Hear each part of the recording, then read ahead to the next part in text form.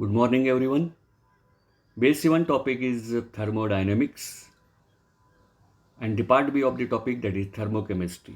So, in the thermodynamics topic, we have already seen first law of thermodynamics, second law of thermodynamics, third law of thermodynamics, spontaneous process, non-spontaneous process, Carnot cycle, Carnot engine, that is efficiency T2 minus T1 divided by T2. Then what is entropy? It's a physical significance. So this part we have seen in the thermodynamics. Now part B of the topic, that is thermochemistry. So what do you mean by thermochemistry? So heat changes in the chemical reaction. Chemical reaction करताना त्याच्या हीटमध्ये काय काय changes होतात, रिॲक्टंटची heat काय असते, प्रॉडक्टची heat काय असते, रिॲक्टंटचा प्रॉडक्ट झाल्यावर हीट चेंज काय होऊ शकते किंवा बॅकवर्ड रिॲक्शनमध्ये काय होऊ शकतं, अशा पद्धतीचे जे काही हीट चेंजेस आहेत केमिकल रिॲक्शनमध्ये त्याला आपण थर्मोकेमिस्ट्री असं म्हणतो.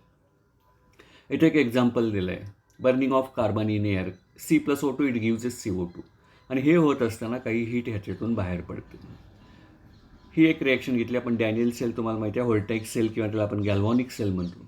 Zinc solid plus copper liquid in aqueous position, it give zinc aqueous plus copper solid, आणि ह्याच्यातून काही इलेक्ट्रिक एनर्जी बाहेर पडते, हे तुम्हाला सगळ्यांना माहीत आहे.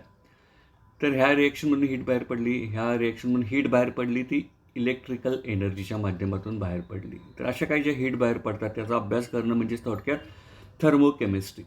सो बर्निंग ऑफ कॅन्डल, तिसरं एक्झाम्पल दिलं, burning of candle wax in air produces light and heat. मेणबत्ती जळते, तुम्हाला माहिती आहे, प्रकाश देते आणि उष्णता पण देते, म्हणजे त्यातून त्या सिस्टीममधून थोडक्यात लाईट आणि हीट बाहेर पडते. त्याचा अभ्यास म्हणजेच thermochemistry. Now what do you mean by internal energy denoted by letter E and enthalpy denoted by letter H? So delta E, internal energy delta E is equal to energy of product minus energy of reactant. Productची E2 मानली आपण, रिॲक्टंटची E1 मानली. So E2 minus E1 that is equal to delta E, that is change in internal energy. म्हणजे थोडक्यात initial state, final state म्हणा, किंवा reactant to product, अशा पद्धतीने काय होतं, आणि त्यातला जो फरक आहे प्रॉडक्टच्या एनर्जी आणि रिॲक्टंटची एनर्जी, यातला आपण डेल्टा ई म्हणतो.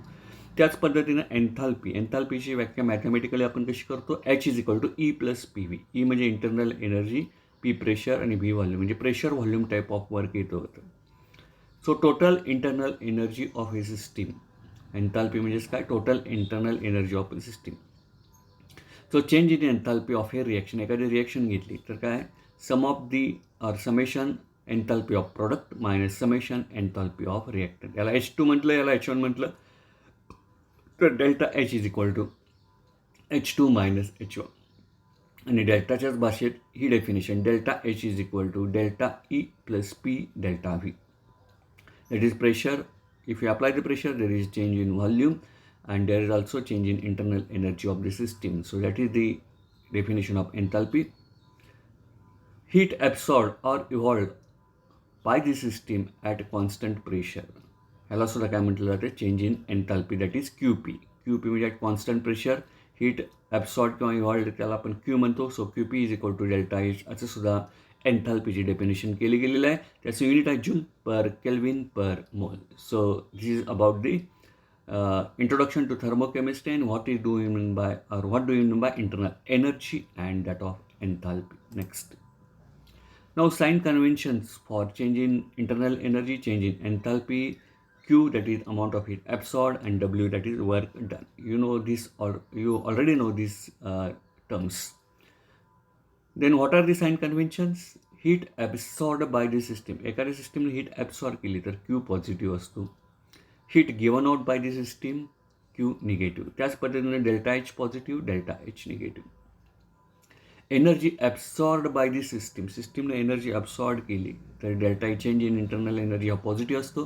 Energy given out by the system, सिस्टीमनं एनर्जी बाहेर फेकली तर डेल्टा ई काय असतो, निगेटिव्ह असतो. Work done on the system, सिस्टीमवरती वर्क केलं गेलं, W पॉझिटिव्ह असतो. आणि work done by the system, system न वर्क केलं, that is W is negative. तर अशा पद्धतीने ही सगळी साइन कन्व्हेन्शन्स आहेत. ही साइन कन्व्हेन्शन्स तुम्ही लक्षात ठेवायचे. म्हणजे ज्याच्यावेळी एनर्जी गिवन टू म्हणजे दिली जाते, त्याला पॉझिटिव्ह असतो, आणि त्यातून बाहेर पडली जाते त्याला एनर्जी आपण निगेटिव्ह म्हणतो. समजा एखादी नोटबुक घेतली, त्या नोटबुकला एनर्जी आपण दिली तर ती पॉझिटिव्ह, आणि त्या नोटबुकमधून एनर्जी बाहेर पडली तर ती निगेटिव्ह असते. तर अशा पद्धतीने ही साइन कन्व्हेन्शन्स आहेत. Next, what is exothermic reaction आणि एंडोथर्मिक रिॲक्शन? या सगळ्या टर्म्स तुम्हाला झालेल्या आहेत 11वीला. Evolution of heat. एक्झोथर्मिक म्हणजे हीट रिॲक्शनमधून बाहेर पडणे. So heat is given out, बाहेर पडणे.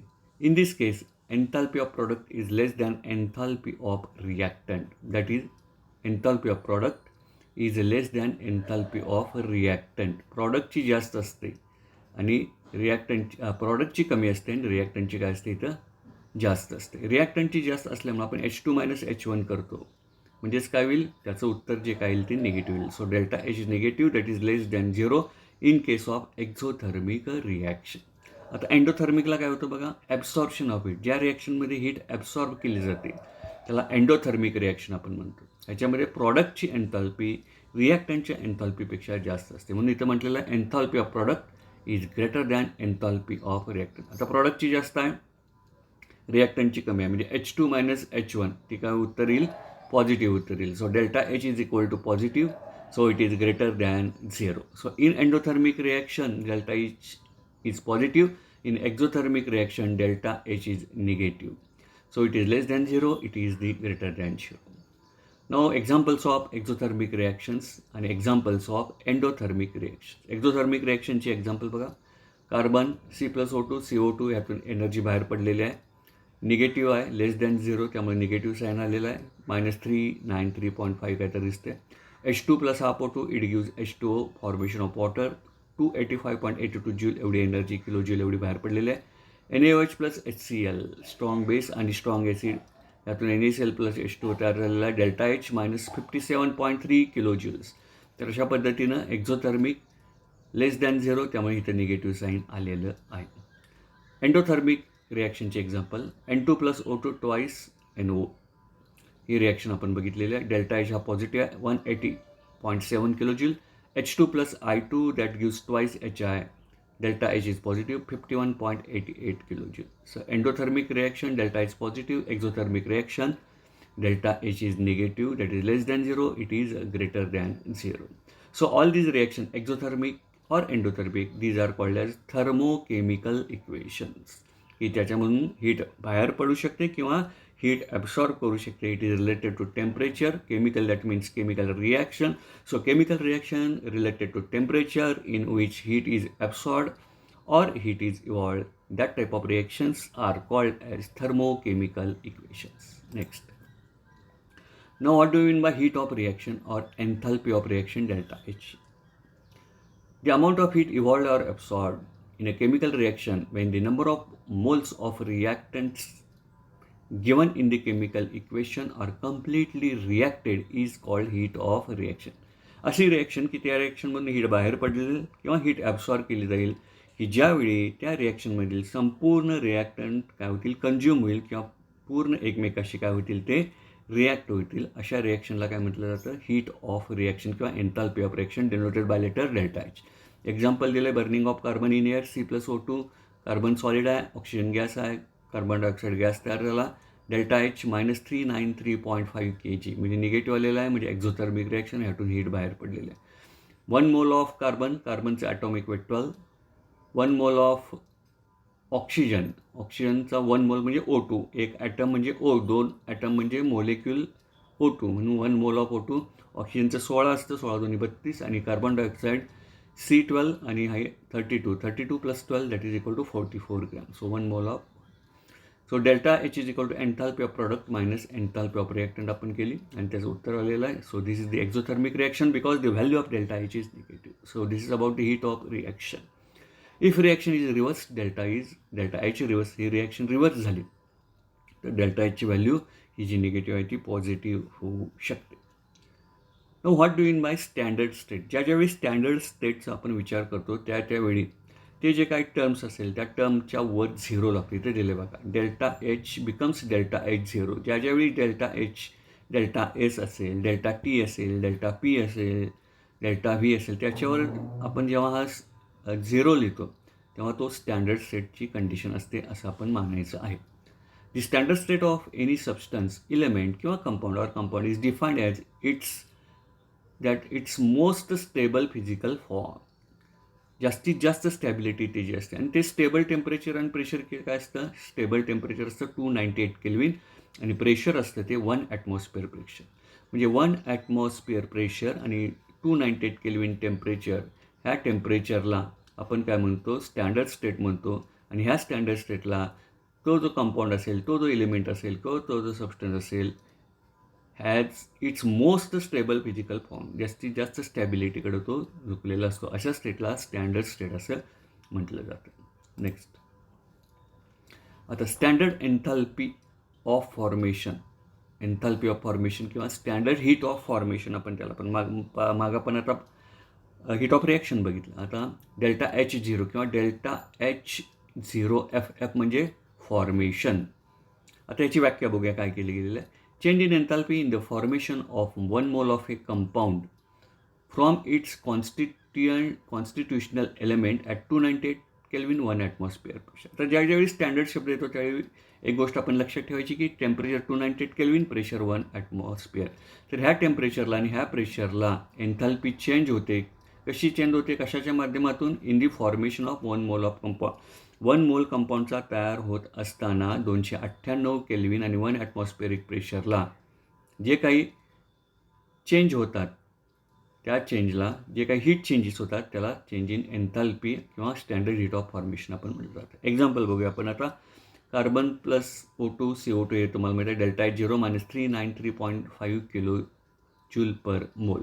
तर एवढी एनर्जी ह्या रिॲक्शनमधून काय झालेलं आहे, बाहेर पडलेलं आहे. इथं 1 मोल ऑफ CO2 तयार झालेला आहे, 44 grams. H2 plus half O2 H2O, इथं 1 मोल H2Oचा तयार झाला आहे. ते होत असताना एनर्जी बाहेर पडलेली आहे -285.8 किलो जूल पर मोल. म्हणजे कुठल्याही रिॲक्शनमध्ये 1 मोल तयार होत असताना जी काही हीट बाहेर पडते किंवा जी काही हीट ॲब्सॉर्ब केली जाते, ती हीट म्हणजेच थोडक्यात स्टँडर्ड हीट ऑफ फॉर्मेशन किंवा एन्थॅल्पी of formation. What is the condition, temperature must be 298 kelvin and pressure must be 1 atmosphere. आता इथं बघा ह्या एक्झाम्पलमध्ये H2 plus I2 twice HI. इथं HIचे 2 मोल, हायड्रोजन आयडायचे 2 मोल तयार झालेले. आपली डेफिनेशन काय, फॉर 1 मोल, 2 मोलला जर आता एनर्जी बाहेर किती पडले, डेल्टा H0 51.88 किलो जूल पर मोल. पण 1 मोलला आपण जर काढली तर ती किती, 25.94, म्हणजे ह्याच्या निम्मी. म्हणजे ॲक्च्युली 25.94 किलो जूल ही काय आहे, ह्या रिॲक्शनची हीट ऑफ फॉर्मेशन आहे. म्हणजे 1 मोल इथं लक्षात ठेवणं सगळ्यात महत्त्वाचं आहे. नाव स्टँडर्ड एन्थॅल्पी ऑफ कंबशन म्हणजे जळणे किंवा heat of combustion, delta H0 किंवा डेल्टा H0C. सी म्हणजे कंबशन. इथं कसं F म्हणजे आपण फॉर्मेशन दाखवलं, तसं C म्हणजे कंबशन. आता इथं बघा काय व्याख्या आहे. एन्थॅल्पी चेंज फॉर कम्प्लीट कंबशन म्हणजे 1 मोल, एखाद्या सबस्टन्सचा 1 मोल कम्प्लीट जळतो, कंबशन त्याचं होतं. टेम्परेचर 298 केल्विन, प्रेशर 1 ॲटमॉस्फिअर, ह्या कंडिशन आहेत. अशावेळी जी काही हीट बाहेर पडेल किंवा हीट ॲब्सॉर्ब केली जाईल त्याला हीट ऑफ कंबशन असं म्हणतात. आता बघा इथं ऑक्सिडेशन ऑफ मिथेन. मिथेन म्हणजे CH4 plus twice O2, it gives CO2 plus twice H2O. हा गॅस आहे, हा लिक्विड आहे, हा गॅस आहे, हा सुद्धा गॅस आहे. आता इथं बघा डेल्टा H0 ऑफ कंबशन काय झालं आहे, -890 किलो जूल पर मोल. म्हणजे यातून जी हीट बाहेर पडलेली आहे, म्हणजे ह्याचा 1 मोल, ह्याचा 1 मोल, मिथेनचा थोडक्यात 1 mole of a substance combustion होताना जी काही हीट बाहेर पडते, टेम्परेचर 298, प्रेशर 1 ॲटमॉस्फिअर, ह्या कंडिशनला ती जी काही एनर्जी असते त्याला आपण हीट ऑफ कंबशन म्हणतो. दुसरं दिलं C+O2 CO2 नेहमीचं उदाहरण. डेल्टा हे H0 of combustion -393.5 kilo joule पर मोल. म्हणजे इथं सुद्धा काय झालं, हीट बाहेर पडलेलं आहे. कार्बनचा 1 मोल जेव्हा कंबशन होतं, त्याचं ऑक्सिजन बरोबर रिॲक्ट होतो, तेव्हा एवढी एनर्जी पाहिजे. So that is about the heat of combustion. Next,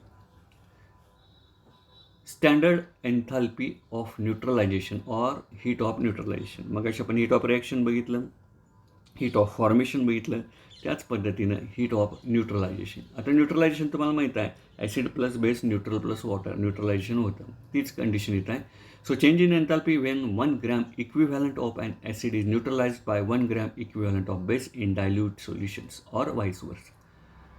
म्हणजे 1 ग्रॅम इक्विव्हॅलंट म्हणजे इक्विव्हॅलंट वेट एवढं. जेव्हा 1 ग्रॅम मोल म्हणतो तेव्हा मोलिक्युलर वेट येतं. 1 gram equivalent of acid neutralised by 1 gram equivalent of base. Reaction बघा, HCl याचं 1 ग्रॅम इक्विव्हॅलंट HCl घेतला, 1 ग्रॅम इक्विव्हॅलंट NaOH घेतला, ह्याची रिॲक्शन झाली आणि न्यूट्रलायझेशन काय झालं, वॉटर मॉलिक्यूल तयार झाला. तर डेल्टा H0 इथून -57.32 किलो जूल एवढी एनर्जी यातून काय झालेली आहे, बाहेर पडलेली आहे. म्हणजे एखाद्या ॲसिडचा 1 gram equivalent, base 1 gram equivalent, ह्याची रिॲक्शन होत असताना जी काही एनर्जी बाहेर पडते त्याला थोडक्यात काय म्हटलं जातं, हीट ऑफ न्यूट्रलायझेशन. आता न्यूट्रलायझेशनमध्ये काय होतं, वॉटर मॉलिक्यूल तयार होतो आणि वॉटर मॉलिक्यूल म्हणजेच काय, H+ ions, OH- ion, it gives H2O. तर ही रिॲक्शन थोडक्यात ह्या न्यूट्रलायझेशनमध्ये महत्त्वाची. कुठली पण रिॲक्शन घेतली की शेवटी आपण ॲसिड बेसची रिॲक्शन घेतली की शेवटी आपण वॉटर मॉलिक्यूललाच येतो. For weak acid and strong base, weak acid and strong बेसची जर आपण रिॲक्शन घेतली तर दोन्ही स्ट्रॉंग आहेत. स्ट्रॉंग ॲसिड स्ट्रॉंग बेस आणि वीक ॲसिड स्ट्रॉंग बेसची घेतली तर त्याची एनर्जी किती दाखवली आहे, -55.23 किलो जूल पर मोल. तर अशा पद्धतीने हे heat of neutralization. Now enthalpy of solution or heat of solution म्हणजे काय, amount of heat absorb or evolve, शोषली जाते किंवा बाहेर टाकली जाते. When 1 mole of solute is dissolved, सोल्यूटचा 1 मोल, मग तो NaOH असेल, मिथेन असेल, काही असेल. When 1 mole of solute is dissolved in such a large volume of solvent, म्हणजे सॉल्यूटच्या तुलनेत सॉल्वंटची क्वांटिटी ही जास्त असते. म्हणजे 1 ग्रॅम सोल्यूट घेतला 1 लिटरमध्ये, अशा पद्धती. Such a large volume of solvent that further addition of solvent does not produce any more heat change. म्हणजे समजा 1 लिटर पाणी घेतलं, त्याच्यामध्ये 1 ग्रॅम आपण मीठ टाकलं, ते डिझॉल्व केलं आणि ते सोल्युशन तयार झालं.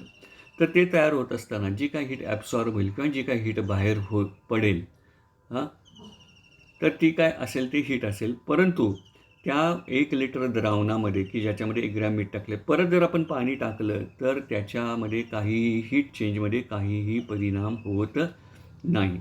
असं जे काय आहे त्याला आपण त्या हीटला एन्थॅल्पी ऑफ सोल्युशन किंवा हीट ऑफ सोल्युशन असं म्हणतो.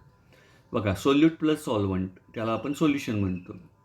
हीट ॲब्सॉर्ब होईल किंवा इव्हॉल्व होईल. Solute plus solvent, heat absorb होईल किंवा इव्हॉल्व होईल. परत ह्या सोल्यूट प्लस सॉल्वंट या सोल्युशनमध्ये परत आपण ॲडिशन वॉटर टाकलं किंवा सॉल्वंट टाकला तर त्यामध्ये कोणत्याही प्रकारचा हीट चेंज होऊ शकत नाही आहे आणि ती जी काही हीट बाहेर पडलेली असेल किंवा ॲब्सॉर्ब केले गेलेले असेल त्याला एन्थॅल्पी ऑफ सोल्युशन किंवा हीट ऑफ सोल्युशन असं म्हटलं जातं. तर इथं जो आपण थर्मोकेमिस्ट्री हा टॉपिक चालू केलेला आहे. तर ह्या थर्मोकेमिस्ट्रीमध्ये आपण बऱ्याच गोष्टी आज बघितलेल्या आहेत. ह्याचा तुम्ही अभ्यास करा, वरचेवर व्हिडिओ बघत चला. आणि आज 5 जून जागतिक पर्यावरण दिन आहे. ह्या पर्यावरण दिनाच्या तुम्हाला शुभेच्छा. आपल्या कॉलेजतर्फे एक दृकश्राव्य माध्यम म्हणजे ऑडिओ व्हिज्युअल माध्यमातून एक गीत तयार केलेलं आहे. ते नंतर तुम्हाला टेलिग्रामवर येईल, ते तुम्ही जरूर पहा, अवश्य पहा. स्वस्थ राहा, सुरक्षित राहा, घरीच राहा, सॅनिटायझरचा वापर करा, सोशल डिस्टन्स नियमांचं पालन करा, वरचेवर हात धुवा, मास्क लावा, घरी राहा, स्वस्थ राहा, सुरक्षित राहा. Have a nice day. Thank you very much.